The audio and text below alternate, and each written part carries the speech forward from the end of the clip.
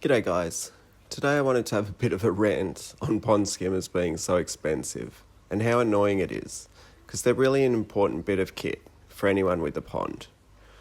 I also want to offer some real DIY solutions, so if you're frustrated like me, you can save some money.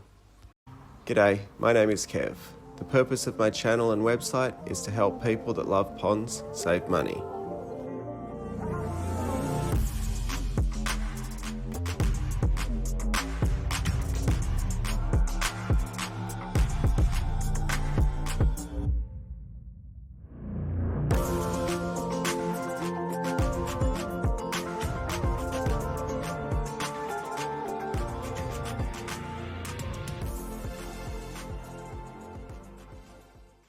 This is my aquascape pond, and it works fantastic. The water is clean and clear, the fish are happy, but it's just so expensive to buy this kit, and one of the reasons is the damn skimmer. It's essentially a plastic box that the pump sits in. It has a plastic basket that can be removed for easy maintenance, and a door on a hinge that creates tension on the water, which helps draw in floating debris. The team at Aquascape have done a fantastic job designing it, no questions. And I'm sure that it cost a lot of money in research and development. This skimmer is the Signature Series 400, and in Australia, it's going to cost $900. Now you might be thinking, that's the pump included. Oh no, wrong. This skimmer is designed for use with the AquaSurge 3000 pump, which again here in Australia will set you back $625. So that's just over $1,500 for a pump and a skimmer. Now like I said, it's a great bit of kit, but it's pricing people out of pond ownership. The prices in the US aren't much better. You're looking at $519 for the skimmer and the pump $449. So again, over $1,000. Now I do apologise for singling out Aquascape, but that's all that's really available to us here in Australia. But even if you live in the US, where there are far more options, these are the prices I've found. This Oase skimmer will set you back $479. The Helix pond skimmer, $499. This Savio skimmer, $550. This Atlantic one was the cheapest I've found at $261.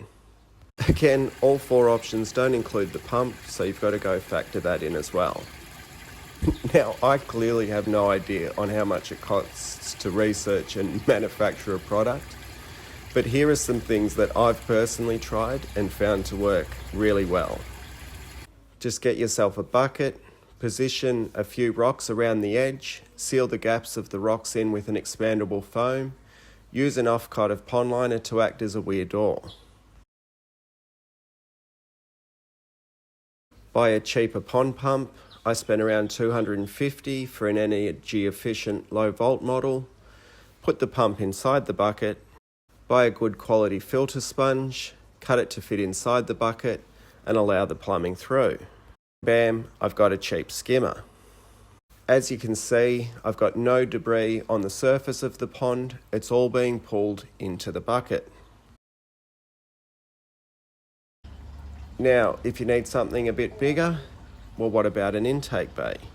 What I have here essentially is a hole that separates the pond with a shallow edge that the water needs to pass over. Place the pumps in some chopped down olive barrels with corrugated pipes coming out the side. The pipe is covered with rock and gravel, and the water from the pond needs to pass over the shallow shelf to reach the pumps.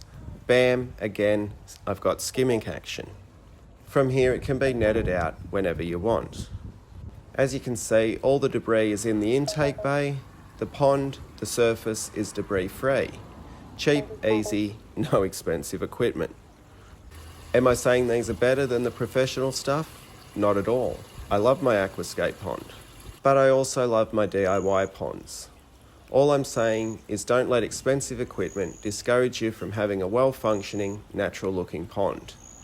Everyone deserves the sights and sounds of water in their backyard, front yard, and everywhere in between. I hope this video has been helpful, If you've got any questions, whack them down in the comments section. Thanks for watching, and I'll see you later.